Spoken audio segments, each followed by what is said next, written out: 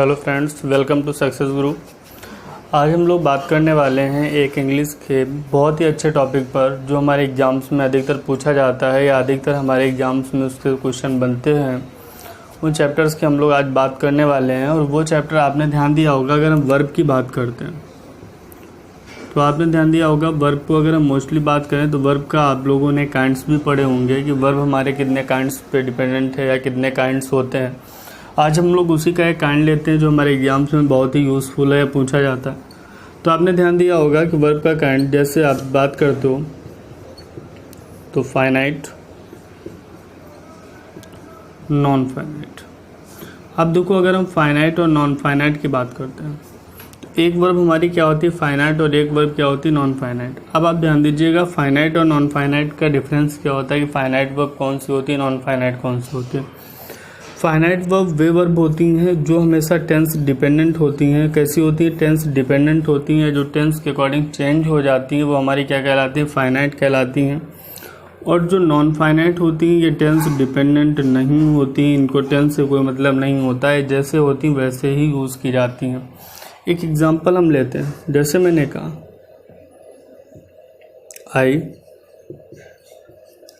I like teacher. आपने ये sentence ले लिया। आप एक सेंटेंस और लेते हैं, आई वॉन्ट टू गो। दूसरा आपने कहा आई वॉन्टेड टू गो। तो आपने ध्यान दिया, अगर हम गो की बात करते हैं तो आपने देखा टेंस को हमने बदला लेकिन गो पे कोई असर नहीं पड़ा। तो ये हम कह सकते हैं जो वॉन्ट हमारा है ये हमारा कौन सी वर्ब है? फाइनाइट वर्ब है। मैंने कहा जिस पर टेंस का प्रभाव पड़ता है, जो टेंस के अकॉर्डिंग चेंजेबल होती हैं, जो टेंस के अकॉर्डिंग बदलती हैं, चेंज हो सकती हैं, वो हमारी क्या कहलाती हैं? फाइनाइट। और जिनसे टेंस का कोई मतलब नहीं होता है कि प्रेजेंट हो पास्ट हो कैसा भी हो, वो हमारी क्या कहलाती है? नॉन फाइनाइट कहलाती है। तो हम ये कह सकते हैं कि फाइनाइट वर्ब कौन सी होती हैं जो टेंस के अकॉर्डिंग चेंज होती हैं और नॉन फाइनाइट कौन सी होती हैं जो टेंस के अकॉर्डिंग चेंज नहीं होती हैं। तो हम लोगों ने इसको बहुत अच्छे से यहाँ पे डिफाइन किया फाइनाइट और नॉन फाइनाइट के विषय में कि नॉन फाइनाइट तो हम कह सकते हैं जिस पे टेंस का कोई प्रभाव नहीं होता या टेंस के अकॉर्डिंग जो चेंजेबल नहीं होती वो क्या कहलाती है? Non finite. फाइनाइट कौन सी होती है? जो टेंस के अकॉर्डिंग चेंज होती हैं। तो इतनी चीज़ समझ में आ गई होगी। अब हम लोग बात करने वाले हैं नॉन फाइनाइट की। चलिए, नॉन फाइनाइट के विषय में अगर हम ध्यान देते हैं तो क्या होता है नॉन फाइनाइट पे अगर हम यहाँ पर फोकस करें या नॉन फाइनाइट को अगर हम पढ़ते हैं तो आप ध्यान दीजिएगा, नॉन फाइनाइट आप ध्यान देते हो तो नॉन फाइनाइट टोटल हम लोग 3 कैटेगरीज इसकी पढ़ते हैं। सबसे पहले आप लोगों ने ध्यान दिया होगा तो हम लोग क्या पढ़ते हैं? पार्टिसिपल पढ़ते हैं। क्या पढ़ते हैं? पार्टिसिपल। दूसरी अगर हम बात करते हैं तो क्या पढ़ते हैं? जेरेंट। और तीसरे पे अगर हम बात करते हैं तो क्या होता है? इन्फिनेटिव। अब आप ध्यान दीजिएगा कि अगर हम बात करते हैं तो आप ये 3 कैटेगरी जिसकी बनती हैं, पार्टिसिपल बनती है, जेरेंट बनती है और इन्फिनेटिव बनती है। इनके विषय में आपने बहुत सारे पॉइंट्स पढ़े होंगे। पार्टिसिपल के विषय में भी हम बात करेंगे, जेरेंट के विषय में हम बात करेंगे, इन्फिनेटिव के भी विषय में बात करेंगे। आपने एक चीज़ और ध्यान दिया होगा कि हम लोग एग्जाम्स देते हैं, क्वेश्चन पेपर जब हमारे पास आता है तो आपने ध्यान दिया होगा कि पार्टिसिपल, जेरेंट और इन्फिनेटिव से कई बार हमारी एरर पूछी गई या आप कह सकते हो मोस्टली पूछी जाती हैं। और वहाँ पर हम ये कंफ्यूज हो जाते हैं कि यार यहाँ पे हमें पार्टिसिपल का यूज़ करना है, यहाँ पे जेरेंट का यूज़ करना है कि यहाँ पर हमें इन्फिनेटिव का यूज़ करना। आज हम लोग उसी के डिफरेंसेस की बात करने वाले हैं, उसी को बताने वाले हैं कि कब हम लोग जेरेंट का यूज़ करते हैं या हमारे पास जेरेंट और पार्टिसिपल में डिफरेंस क्या होता है। तो आज हम केवल उसी पर चर्चा करेंगे और उसके लिए एक हमने छोटा सा वीडियो बनाया हुआ है जो आप लोग बहुत अच्छे से यदि आप रीड करते हो तो आपको आवश्यकता नहीं पड़ेगी कि दोबारा कभी हम उसको समझें। एक ही बार में हम उसको फाइंड आउट कर सकते हैं या आप उसको कलेक्ट कर सकते हो। तो आइए देखते हैं यहाँ पर। अब हम लोग इसका टॉपिक जो लेने वाले हैं आप ध्यान देते हैं सबसे पहले कि वर्ब प्लस आईएनजी। इसको पहले हम समझते हैं कि वर्ब प्लस आईएनजी है क्या। तो वर्ब प्लस आईएनजी को अगर हम एक्सप्लेन करें तो वर्ब प्लस आईएनजी की 3 कैटेगरीज मैं आपको बताता हूँ। पहले तो वर्ब प्लस आईएनजी को अगर हम केवल बात करते हैं कि वर्ब प्लस आईएनजी क्या है तो आप कह सकते हो ये वर्ब ही है। अगर आपसे कहा जाए तो ये आपकी पार्टिसिपल भी है, आपसे कहा जाए तो ये पार्टिसिपल भी है। अगर हम इसकी बात करें तो आप कह सकते हो ये सब जीरेंड भी है। तो आप कह सकते हो कि सर ये वर्ब भी है, पार्टिसिपल भी है, जीरेंड भी है, तीनों कैटेगरीज आती हैं। अब आता है कि आखिर हम आइडेंटिफाई कैसे, जैसे आपने ध्यान दिया होगा कि यूपी टेट पेपर हो गया, एयरफोर्स हो गया, ये जो हमारे छोटे छोटे एग्जाम्स होते हैं हमारे स्टेट लेवल में हमसे इंग्लिश पूछी जाती है, वहाँ पर कई टाइप के तो आइडेंटिफाई करने के लिए हमारे पास क्वेश्चंस आ जाते हैं। कोई भी दे करके उसको अंडरलाइन कर देता है और पूछता है कि आप इसकी पार्ट ऑफ स्पीच बताइए, ऑप्शंस में हमें दे देता है। तो वहाँ पर हमें इससे बहुत ही आसानी से हम इसको फाइंड आउट कर सकते हैं या इसको पढ़ सकते हैं हम लोग। देखो वर्ब और पार्टिसिपल जीरेंड को अगर हम देखते हैं तो तीनों का जो स्ट्रक्चर फॉर्म होता है वो वर्ब प्लस आईएनजी होता है। यहाँ तक समझ में आ गया होगा। अब आते हैं हम लोग इसको थोड़ा सा और समझते हैं। वर्ब कभी भी किसी भी सेंटेंस में होगी तो आपको ध्यान रखिएगा वो हेल्पिंग वर्ब के साथ में होगी, वो हेल्पिंग वर्ब के साथ में होगी। पार्टिसिपल अगर किसी सेंटेंस में होगा तो आप ध्यान देते हैं या तो वर्ब के बाद ऑब्जेक्ट प्लस आईएनजी अगर चल रही है तो वो हमारा क्या बनेगा, पार्टिसिपल बनेगा।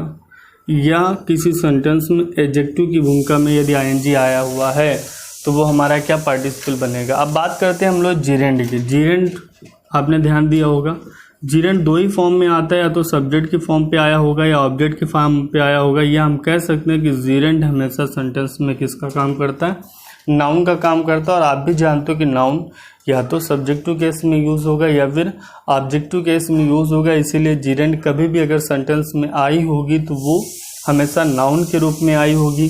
पार्टिसिपल अगर आया होगा तो ऑब्जेक्ट प्लस आईएनजी करके आया होगा या फिर एडजेक्टिव के रूप में आया होगा। मैं एग्जाम्पल के माध्यम से आपको भी फिर एक बार कंफर्म करूंगा, पहले आप स्ट्रक्चर पे ध्यान दीजिए। और वर्ब अगर किसी सेंटेंस में आईएनजी है तो हेल्पिंग वर्ब सदैव उसके साथ में इंक्लूडेड होगी, और जिसके साथ हेल्पिंग वर्ब इंक्लूड नहीं होगी वो वर्ब की कैटेगरी में नहीं हम उसको काउंट करेंगे, वो या तो फिर पार्टिसिपल होगी या फिर जीरेंड होगी। यहाँ तक हमारी बात समझ में शायद आ गई हो। अब हम लोग बात करने वाले हैं कि यहाँ पर हमने सिर्फ अभी आपको ध्यान दिया, अगर हम इसको हिंदी में एक्सप्लेन करना चाहें या पढ़ना चाहें तो हम कह सकते हैं कि जीरेंड हमेशा ना और नी के सेंस में हम लोग बात करेंगे, और पार्टिसिपल हुए या कर के अर्थ में बात करेंगे। ये भी ध्यान देते हैं हम लोग, हुए या कर के अर्थ में हमेशा पार्टिसिपल। अगर किसी सेंटेंस में आईएनजी का मीन निकालने पर हुए या कर के सेंस में, जैसे देख कर, जाकर, मिलकर, इस टाइप से आता है, या जाते हुए, खाते हुए, मिलते हुए, इस टाइप से अगर आपके पास सेंटेंस में मीन फाइंड हो रहा है, अगर हम उसका मीन फाइंड कर रहे हैं तो समझ लेना वहाँ पर जो आईएनजी फॉर्म आई है वो आईएनजी फॉर्म क्या है, पार्टिसिपल है। और अगर हम किसी आईएनजी फॉर्म का मीन ना नी के सेंस, जैसे मुझे पढ़ाना अच्छा लगता है, मुझे पढ़ाना बहुत पसंद है, मुझे गाना पसंद, तो इस टाइप से आपको ध्यान रखिएगा कि जब भी उस आईएनजी का मीन हम ना नी ने के सेंस में दे रहे हों तो वहाँ पर हम उसको क्या बताएंगे, जीरेंड बताएंगे। और जब हम हुए और कर के अर्थ में उसको एक्सप्लेन करेंगे या उसका मीन फाइंड करेंगे तो पार्टिसिपल होगा। और जब हम रहा के सेंस में चलते हैं, मतलब हेल्पिंग वर्ब के साथ में चलते हैं, तो समझ लीजिएगा वो हमारी क्या होगी, वर्ब होगी। इतनी बात क्लियर हो गया, समझ में आ गया होगा। चलिए आगे हम और बात करने वाले हैं, यहाँ पर जीरेंड के विषय में बात करते हैं और इनको एग्जाम्पल्स के माध्यम से समझते हैं। अब आप ध्यान देते हैं, आगे हम लोग इस पर एग्जाम्पल लेते हैं। आपने ध्यान दे दिया ना, यहाँ पर तीनों स्ट्रक्चर्स एक बार फिर ले लेते हैं ताकि आपको एग्जाम्पल्स के माध्यम से समझ में आता रहे। पहला स्ट्रक्चर मेरा क्या था, वर्ब का। हम लोग वर्ब प्लस आईएनजी की बात करने वाले हैं, वर्ब का, जिसमें हमने कहा कि हेल्पिंग वर्ब आएगी आपकी। दूसरा हमारे पास क्या था, पार्टिसिपल था, जिसके विषय में मैंने आपको एक्सप्लेन किया था कि पार्टिसिपल जो हमारा है वो क्या होगा, तो ऑब्जेक्ट प्लस आईएनजी, या फिर मैंने आपसे कहा हुआ था एडजेक्टिव का फॉर्म। फिर हमने तीसरे पे लिया था क्या, जीरेंड, जिसको मैंने नाउन के रूप में यूज़ किया, और नाउन के दो फॉर्म, या तो वो ऑब्जेक्ट की पोजीशन या फिर वो सब्जेक्ट की पोजीशन। तो क्लियर हो गया, ये तीन फॉर्म्स हम यहाँ पर वर्क करने वाले हैं। अब आप चलते हैं हम लोग इनके एग्जाम्पल की तरफ में। जैसे मैंने कहा, एक सेंटेंस मैंने कहा कि आई एम टीचिंग, मैंने यहाँ पे लिखा आई एम टीचिंग। आगे आप और भी जोड़ सकते हो, इंग्लिश। क्लियर हो गया। दूसरा फॉर्म लेते हैं यहाँ पे, अब ध्यान देते हैं, आई एम टीचिंग। अब आता है हमारे पास कि पार्टिसिपल का हम लोग यहाँ पे यूज़ कैसे करेंगे। देखिए मैंने कहा आई saw him teaching English। मैंने कहा आई saw him teaching English। तीसरा हम लेते हैं यहाँ पर, ध्यान दीजिएगा, मैंने यहाँ पे लिखा teaching is an art.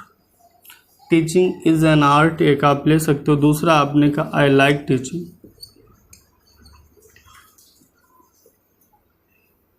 Clear? मैंने कहा आई लाइक टीचिंग, यहाँ पर आप फोकस करते हैं। अब आप एक और यहाँ पे आप लिख सकते हो कि आई सा रनिंग कैट। अब इनको आप थोड़ा सा समझिएगा। यहाँ पे आपने देखा कि यहाँ पर हमारे पास आईएनजी फॉर्म है, यहाँ पर मेरे पास आईएनजी फॉर्म है, यहाँ पर मेरे पास आईएनजी फॉर्म है, यहाँ पर भी मेरे पास आईएनजी फॉर्म है, यहाँ पर भी मेरे पास आईएनजी फॉर्म है। 3 कैटेगरीज मैंने आपको लिखी थी और तीनों के एग्जांपल्स पे भी हम फोकस करना यहाँ पे चाहते हैं। उनको आप बहुत अच्छे से आप यहाँ पे ध्यान दे सकते हैं या पढ़ सकते हैं। तो आप देखो क्या होता है यहाँ पर, अगर हम इसको फाइंड आउट करें। मैंने कहा कि वर्ब में हेल्पिंग वर्ब आती है, आपने ध्यान दिया हेल्पिंग वर्ब क्या है मेरे पास, एम है, आया हुआ है। आपने यहाँ पर जब एम आपका आया हुआ है तो आपने ध्यान दिया कि इसके बाद अगर कोई वर्ब की आईएनजी फॉर्म आ रही है तो वो पार्टिसिपल और जीरेंड नहीं होगी, वो फिर क्या होगी, वर्ब होगी। कंफर्म हो गया। अब आते हैं हम लोग पार्टिसिपल की तरफ, ऑब्जेक्ट प्लस वर्ब की। देखो आप यहाँ पे आई सा हिम, क्या ये मिला हमें, ऑब्जेक्ट। और ऑब्जेक्ट के बाद अगर वर्ब की आईएनजी फॉर्म आई है तो हमारा वो पार्टिसिपल होगा, वो जीरेंड नहीं होगा, ना वो वर्ब होगा। दूसरा adjective, I saw a running cat. देखो कैट क्या है, नाउन, जो नाउन की विशेषता को बताता है, जो नाउन को क्वालिफाइड करता है, वो हमारा क्या कहलाता है, एडजेक्टिव कहलाता है। क्या कहलाता है, एडजेक्टिव कहलाता है। तो यहाँ पर देखो आईएनजी फॉर्म किस फॉर्म पे आई है, एडजेक्टिव फॉर्म पे आई है, मतलब ये भी क्या है, पार्टिसिपल है। अब आते हैं हम लोग जीरेंड की तरफ। मैंने कहा नाउन का काम करेगी, और नाउन अगर किसी भी सेंटेंस में यूज हुआ या तो वो ऑब्जेक्ट होगा या फिर वो सब्जेक्ट होगा। आपने देखा कि टीचिंग इज एन आर्ट, पढ़ाना एक कला।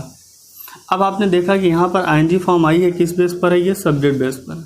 और जब ये सब्जेक्ट है मतलब ये क्या हुआ, नाउन है, ये क्या है, जीरेंड है। दूसरा मैंने कहा ऑब्जेक्ट, ये हमारी वर्ब है, वर्ब के बाद जो आता है वो क्या होता है, ऑब्जेक्ट होता है, मतलब ये क्या है, ऑब्जेक्ट है। अब ये अगर ऑब्जेक्ट है तो यहाँ पर मैंने कहा मुझे पढ़ाना पसंद है, यहाँ पर किसकी भूमिका में, ऑब्जेक्ट की। तो आपने ध्यान दिया, मैंने आपको यहाँ पे एग्जांपल्स के माध्यम से एक्सप्लेन किया कि वर्ब की आईएनजी फॉर्म पे हमें बिल्कुल नहीं घबराना है। कभी भी अगर हमें आइडेंटिफाई करने के लिए आता है कि हमारी वर्ब कब ये होती है, पार्टिसिपल कब होती और जीरेंड कब होती। एक आप लोगों ने यहाँ पे और ध्यान दिया होगा, अभी मैंने आपको हिंदी मीन बताया था कि ना नहीं ने के सेंस में हमने क्या कहा, जीरेंड। और कर और हुए के अर्थ में क्या होता है, तो आप कह सकते हो सर क्या होता है, पार्टिसिपल होता है। ध्यान देते हैं यहाँ पे, जैसे मैंने कहा आई सा हिम, मैंने उसे देखा टीचिंग इंग्लिश, क्या पढ़ाते हुए, इंग्लिश पढ़ाते हुए। हुए के अर्थ में आया। I saw a running cat, मैंने भागते हुए एक बिल्ली देखी, जो दौड़ते हुए एक बिल्ली देखी, जो भाग रही थी वो बिल्ली देखी हमने। तो आप ध्यान दीजिएगा यहाँ पर भी आपका क्या, पार्टिसिपल। देखो टीचिंग, पढ़ाना एक कला है और मुझे पढ़ाना पसंद है, नानी के सेंस में। अब जैसे हम लोग कहते हैं कि अगर हम बात करते हैं कर के सेंस में, करके बहुत ज़्यादा हम लोगों ने पढ़ा था, seeing the tiger he ran away. Seeing the tiger, tiger को देखकर वह भगा, तो वहाँ पे अर्थ क्या निकला, कर के सेंस में आया। वो भी वहाँ पर क्या होता था, पार्टिसिपल होता था। और बाकी ये तो आप जानते ही हो कि वर्ब को पहचानना है तो रहा का सेंस तो आईएनजी के साथ होता ही है, और हेल्पिंग वर्ब आपको श्योर मिलेगी, हेल्पिंग वर्ब मिलेगी। और जैसे ही हेल्पिंग वर्ब के साथ आईएनजी फॉर्म मिलती है, बिल्कुल कुछ सोचे समझे कह सकते हैं कि वर्ब है। अगर आपके पास ऑब्जेक्ट प्लस आईएनजी चल रही है, एडजेक्टिव फॉर्म पे आईएनजी चल रही है, कर और हुए के अर्थ में आईएनजी चल रही है, तो तुरंत आप बताओगे क्या ही, पार्टिसिपल है। और अगर हम जीरेंड की बात करते हैं तो आप जीरेंड ध्यान दीजिएगा, जीरेंड किसका काम करती है, नाउन का काम करती है। नाउन या तो ऑब्जेक्ट होता है या फिर सब्जेक्ट होता है। यहाँ पर आप एक्सप्लेन किया गया है कि ये हमारा क्या है, सब्जेक्ट, और ये क्या हमारे पास ऑब्जेक्ट है, तो आप आसानी से इसको फाइंड आउट कर सकते हो और इसमें नो डाउट बहुत अच्छे से आप इसको एक्सप्लेन कर सकते हो। अब आते हैं हम लोग आगे बात करते हैं और इस चीज़ को पढ़ते हैं। तो आप इसका स्क्रीनशॉट लेते चलिएगा अगर आप, ठीक है।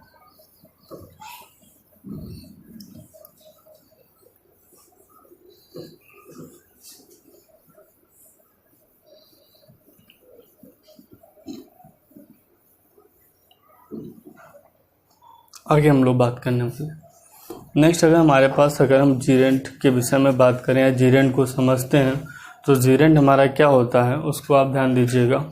जीरेंट हमारा क्या होता है या उसको पढ़ते हैं। आपने जीरेंट के भी रूल्स हम लोग बात करते हैं। तो जीरेंट में देखो सबसे पहला हमारे पास जो रूल्स आता है, रूल नंबर फर्स्ट कह सकते हो,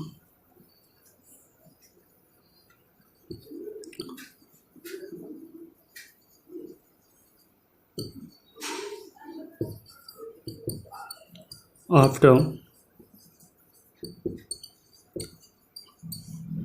possessive adjective, gerund always use after possessive adjective. आप कह सकते हो कि हम जब भी बात करते हैं कि जीरेंट अगर यूज़ की जाती है तो पोजेसिव एडजेक्टिव अगर कोई सेंटेंस में आया हुआ है तो जैसे ही पोजेसिव एडजेक्टिव हमारे पास आया उसके बाद यदि कोई वर्ब हमें आईएनजी फॉर्म देना है तो हमारी क्या होगी, तो आप कह सकते हो वो क्या होगी, जीरेंट होगी। जैसे एग्जाम्पल के रूप में समझते हैं, मैंने कहा आई लाइक।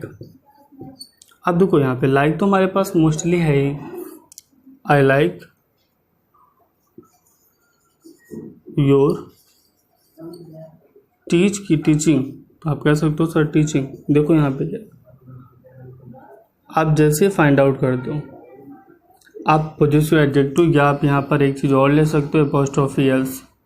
एपोस्ट्रोफी एस भी अगर है, जैसे यहाँ पर आप दूसरा ले लीजिए, यहाँ पे बोल सकते हो कि राम्स राइटिंग, राम्स राइट नहीं, क्या बोलोगे आप, राम्स राइटिंग बोलोगे। क्या आया है, एपोस्ट्रोफी एस का यूज़ हुआ है। तो आप ध्यान दीजिएगा अगर एपोस्ट्रोफी एस या पोजेसिव एडजेक्टिव आपने पढ़ा ही है, आपको प्रोनाउन में मैंने एक्सप्लेन किया है, जब प्रोनाउन का वीडियो आप जा करके देख सकते हो फर्स्ट पार्ट, वहाँ पर मैंने बताया कि पोजेसिव एडजेक्टिव क्या होते हैं, पोजेसिव प्रोनाउन क्या होते हैं, उनके यूजेस हमारे सेंटेंस में कैसे, उन पर हम चर्चा कर चुके हैं। तो यहाँ पर आप ध्यान दीजिएगा, मैं फिर भी थोड़ा सा आपको बता देता हूँ। योर, माई, अवर, हिज, हर, ये हमारे क्या है, पॉजिटिव एडजेक्टिव हैं। तो पॉजिटिव एडजेक्टिव के बाद ये कोई वर्ब फॉर्म हम दे रहे हैं तो वर्ब फॉर्म क्या होगी, आईएनजी फॉर्म होगी। और एपोस्ट्रोफी एस के बाद भी अगर हम कोई वर्ब फॉर्म दे रहे हैं तो वो भी आईएनजी फॉर्म की होगी। तो हमारा ये रूल नंबर फर्स्ट कि gerund always use after positive adjective and apostrophe S. आप यहाँ पे दोनों सेंटेंस फाइंड आउट कर सकते हैं और उसको पढ़ सकते हैं। आते हैं हम लोग नेक्स्ट अगले पॉइंट पर।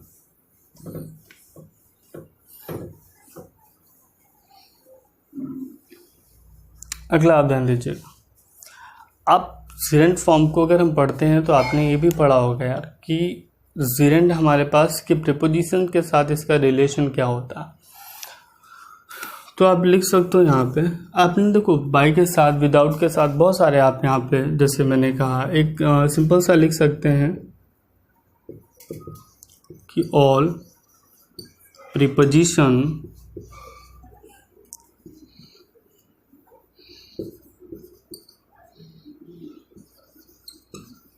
qualified by gerund beyond 2। हम लोग ये पढ़ते हैं कि all prepositions qualified bye gerund beyond 2। कहने का मतलब हमारे पास ये है, जो रूल नंबर सेकंड है आपका। आप देखो यहाँ पर हमारा कहने का मतलब ये था कि जितनी भी प्रीपोजिशंस होती हैं, all prepositions qualified by gerund beyond 2, मतलब 2 प्रीपोजिशन को छोड़कर अगर कोई प्रीपोजिशन, एक सिंपल सेंटेंस मैंने कहा, ही earns a lot of money by work hard. मैंने कहा ही earns a lot of money by work hard. अब आप देखो यहाँ पे अगर सेंटेंस आपसे कहा जाए तो क्या आया, बाय आया, तो क्या वर्क बोलेंगे कि वर्किंग, तो आप कहोगे वर्किंग। जैसे ही आपको ध्यान रखिएगा वर्किंग का, जैसे मैंने कहा all of you comes here for read English. तो क्या बोलोगे? read English. अब आप ध्यान दीजिएगा, अगर हम प्रेपोजिशंस की बात करते हैं तो इसके बाद अगर हम वर्क फॉर्म देंगे तो वर्क फॉर्म क्या होगी हमारी?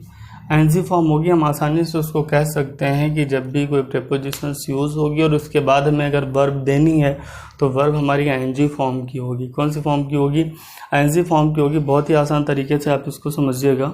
कोई भी प्रेपोजिशन आपको रटने की नहीं कि बाय आएगा, फॉर आएगा, विदाउट आएगा, बिहाइंड आएगा, कुछ भी आएगा, कोई फ़र्क नहीं पड़ता। बस इतना याद रखना है कि टू को हमें नहीं करना। टू के कुछ स्पेशल रूल हैं जिस पर हम वर्क करेंगे, यहाँ पे बात करेंगे। बाकी आपको ये याद रखना है कि जितनी भी हमारी प्रेपोजिशंस होती हैं, साफ साफ लिखा हुआ all prepositions qualified by gerund beyond to.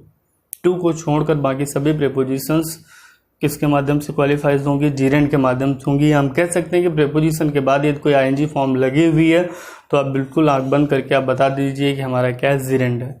अगर आइडेंटिफाई करने के लिए आता है, अगर नहीं आता, एरर के रूप में आता है, तो हमको याद रखना है कि वो आईएनजी फॉर्म होगा। मैं आपके कई सारे सेंटेंसेस आपके एग्जाम्स में जो आए हुए हैं प्रीवियस सेट पेपर में, उन पर हम वर्क करेंगे और वहाँ पे मैं आपको एक्सप्लेन करूँगा। तो आते हैं हम लोग अगला रूल इसका देखते हैं क्या होता है। अब आप देखो, यहाँ पर हमने कहा है कि टू प्रेपोजिशन को छोड़कर बाकी सभी प्रेपोजिशन के बाद हम लोग किसका प्रयोग करते हैं? जीरेंट का यूज़ करते हैं। तो यार कुछ न कुछ तो ऐसे रहे होंगे जिनके साथ हम लोग जीरेंट का भी प्रयोग करेंगे। जैसे उसमें से कुछ मैं आपको यहाँ पे एक्सप्लेन करता हूँ, तो आप ध्यान दीजिएगा। विद अ व्यू टू, ठीक है। आप दूसरा पॉइंट लेते हैं, लुक फॉरवर्ड टू। तीसरा अगर हम बात करते हैं तो हैबिचुएटेड टू। अगर हम बात करते हैं तो टेक टू, गिव टू, ठीक है। आपके पास यहाँ पर इमेजिन टू। इमेजिन टू के बाद अगर हम बात करें तो आप ध्यान देते हैं यहाँ पर कि अगर हम विद अ व्यू टू की बात करते हैं, लुक फॉरवर्ड टू की बात करते हैं, हैबिचुएटेड टू की बात करते हैं, आपके पास टेक टू की बात करते हैं, गिव टू की बात करते हैं, एडिक्टेड टू की बात करते हैं, डिवोटेड की बात करते हैं, एडिक्ट टू, डिवोट। या हम अपनी भाषा में ये कह सकते हैं क्या, जो वो परमानेंटली टू प्रेपोजिशंस का यूज़ करती हैं, उनके बाद यदि कोई हमारे पास आईएनजी फॉर्म आती है तो वो आईएनजी फॉर्म या कह सकते हो जीरेंट होगी। क्या होगी? जीरेंट होगी। या हम कह सकते हैं जैसे विद अ व्यू नहीं होता, विद अ व्यू टू पूरा कंप्लीट वर्ड है। लुक फॉरवर्ड नहीं, लुक फॉरवर्ड टू। हैबिचुएट नहीं, हैबिचुएटेड नहीं, habituated to. Take to, give to. आपको ध्यान रखना है addicted to, devoted to, imagine to, ठीक है। इनकी बात अगर हम करें, और भी हमारे पास वर्ड्स हैं जिनको हम प्रैक्टिस में यहाँ पे लेंगे। आपको ध्यान रखना है कैसे, जिन वर्ब्स के साथ प्रेपोजिशन टू ऑलरेडी इंक्लूडेड होती है या सेंटेंस में दी जाए, तो आपको ध्यान रखिएगा उसके बाद यदि कोई वर्ब फॉर्म हम दे रहे हैं तो वो कौन सी होगी? आईएनजी फॉर्म होगी। क्लियर हो गया? कौन सी होगी? आईएनजी फॉर्म होगी। तो आपको यहाँ पे फोकस करना है with a view to, look forward to, habituated to, take to, give to, imagine to, addicted to, devoted to, ठीक है, अकस्टम टू। इस टाइप से हम लोग बहुत सारे वर्ड्स यहाँ पर फाइंड आउट करते हैं। तो आपको ध्यान रखिएगा इनके बाद यदि कोई एक, आपको मैं सेंटेंस यहाँ पे देता हूँ, सेंटेंस एक देख लेते हैं। आपके एसएससी में पूछा गया है, he is looking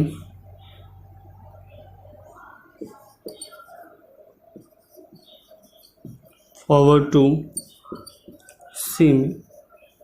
he is looking forward to see me। तो जो आपने ध्यान दिया यहाँ पे देखो, look forward to, इसके बाद वर्ब क्या आ रही है? सी। हमको याद रखना है इनके बाद क्या आनी चाहिए? आईएनजी आनी चाहिए। तो आप क्या बोलोगे? सी। क्या बोलोगे? सिंग में। तो आपको ध्यान रखना है इनके बाद यदि कोई वर्ब आती है, ये हमारे एसएससी में पूछा गया, आपके पास यहाँ पर क्वेश्चंस है जो आया हुआ था और इम्प्रूवमेंट सेंटेंसेस में आया था, तो वहाँ पर आपके पास सी दिया हुआ था और ऑप्शन मेरे पास थे, सी था, सा था, सीन था, सिंग था। तो हम क्या यूज़ करेंगे? सिंग यूज़ करेंगे। आपको ये ध्यान रखना है कि इनके बाद अगर कोई वर्ब आती है तो वर्ब किस फॉर्म की होगी? आईएनजी फॉर्म की होगी। तो इतनी बात आपको समझ में आ गई होगी। आते हैं हम लोग अगले रूल की तरफ। नोट डाउन इसको करते चलिएगा या स्क्रीनशॉट लेते चलिएगा।